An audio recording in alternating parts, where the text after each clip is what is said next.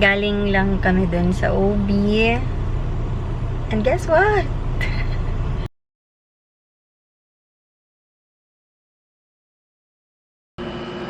Hello! Today is December 8th. I am preparing because ayan, may ring light tayo dito. Ayan, perfect. Ang oras is 12 noon.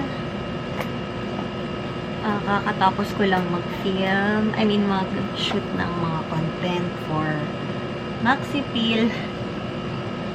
Ayan, super dami. Sorry, nag-glare ang ang ring light kasi nga nag-shoot tayo, diba? But after that Maxipil, konting rest lang muna tayo. And then I'll try to shoot again yung sa Nitol, yung isang collab natin with Nitol, melatonin supplement. In fairness, it is very effective. Ang sarap ng tulog ko. But anyway, nag-film or I am recording this because ayan, nag-alarm na siya. Speaking of, it's 12 noon. So, meron tayo dito paano ba to? Meron tayo ditong alarm. Meron tayo ditong alarm. Ayan. May appointment tayo with our OB. Appointment hindi dahil buntis ako or whatever. But gusto ko lang magpa-check up. Bakit hindi pa ako buntis? I don't wanna cry. Kaya gusto kong mag-film muna ng isa pang video para sa content, para right after or during or even right after the check-up ay kung ano man yung mga hindi ako ma-overwhelmed whether it is good news or bad news. Hindi ako ma-overwhelmed, hindi ako maapektuhan kung ano man ang resulta. Kaya film muna tayo. Kasi alam nyo, hindi pa ako nabubuntis. Hindi ko alam kung anong nangyayari sa loob. Kasi, siguro isa rin kasi hindi rin kami alam nyo, dahil sa schedule ng asawa ko, hindi mag-match yung days of fertility ko and yung araw ng duty niya. Kaya siguro isa rin yun. Hindi ko alam. Hindi ko alam kung ano pang ibang factors. Kaya yan ang reason kung bakit pupunta tayo sa OB ngayon. Today is December 8. Today is Immaculate Conception. And I've tried na mag-PT na for a lot of times. Negative. I'm back. Galing lang kami dun sa OB. And guess what? No, I'm not pregnant. I have PCOS. So, finally, na-confirm ko na talaga na may PCOS ako.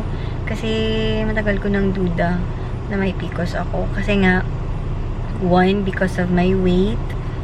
And 2, because may mga months na hindi ako, wala akong dalaw. Tapos, pag other month, meron ulit. So, like this month, hindi ako nagkaroon, hindi ako ano ba tawag? Hindi ako dinatnan by November and December na ngayon. So, super delayed na, super late na, diba? Kaya yun. I'm fat and I have PCOS. So, sabi ni Doc, kailangan daw mag-diet. Kailangan daw. Ay, galis na mag-diet. Ay, pero nakalose naman ko by 2 kilos. So, proud na kay ko, Ana. I need to lose weight pag yun. more. Diba? You can see that nanggawas ko mga fats. And dagan pa siya mga gipabuhat nga mga tests sa ko, like nag-pap smear me. And ulaton lang sa tong result ato, but hopefully normal lang ako ang pap smear. So, ani na siya manggod nga ko nagtambok. So, lugsugod ta sa ako ang weight gyud ay 49 kilos, 59 kilos. Before pandemic, so I was really that slim and sexy. Char lang. Kasi nagpakatawa ko na tatong sarili ani, diba? Pero katong nag-pandemic na, kaya nga ako ang unsa, ang ako ang nahimong timbang ato, nagataas na, sige manggod mi ato kaon, and then grabe kaon, naga-midnight snacks mi, palubat na akong kamera, naga-midnight snacks mi and all, hangtod sa niabot ko og 59 kilos. Diba? Almost, 10 kilos gyud. So, naga-diet na ko, nag-57 kilos na lang ko, and hopefully tuloy-tuloy na gyud. Hello, I'm back. And today is, wala na may kalendaryo dire. Today is January 5. Yes, it's January 5 and 7:30 p.m. I am here now to update you about this video, my PCOS journey. Well, ginawa pang journey ang PCOS. But eto na po, para matapos na muna ang part 1 ng vlog na to. Gusto ko lang ipakita, ayan, nalaglag na sa inyo na iba na po ang kinokolekta ko ngayon. I have I have a new set of collection, and ito yung negative na pregnancy test. O, diba? How does it feel? Diba? PCOS is real. Diba?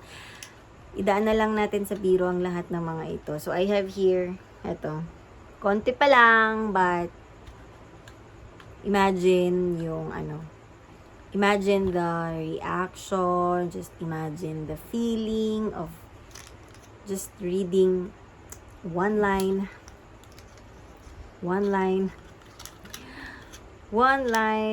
another one line, and another one line.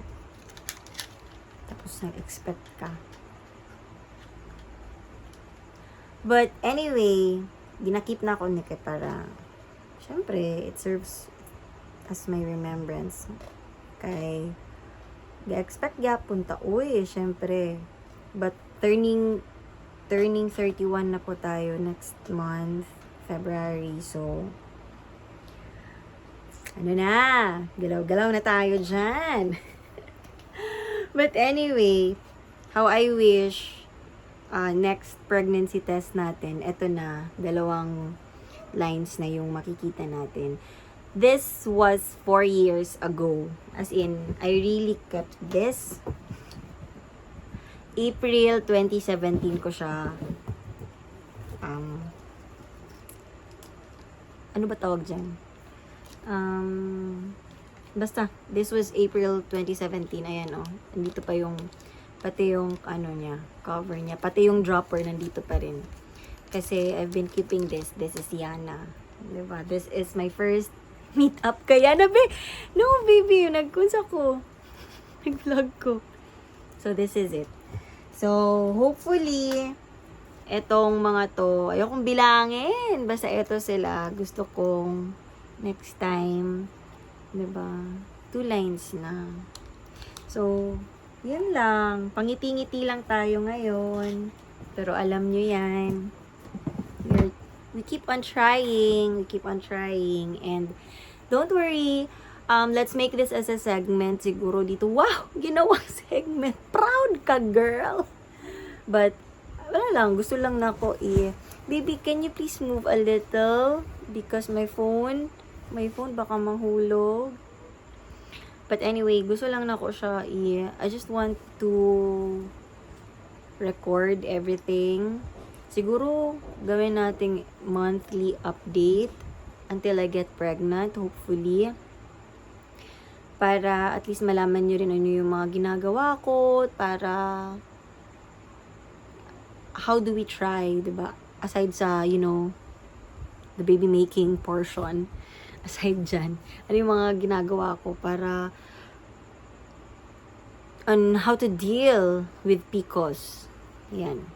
So, thank you so much for watching, and comment below if you also experienced the same. May PCOS din kayo before, and ano yung mga ginawa nyo para mabuntis kayo and everything.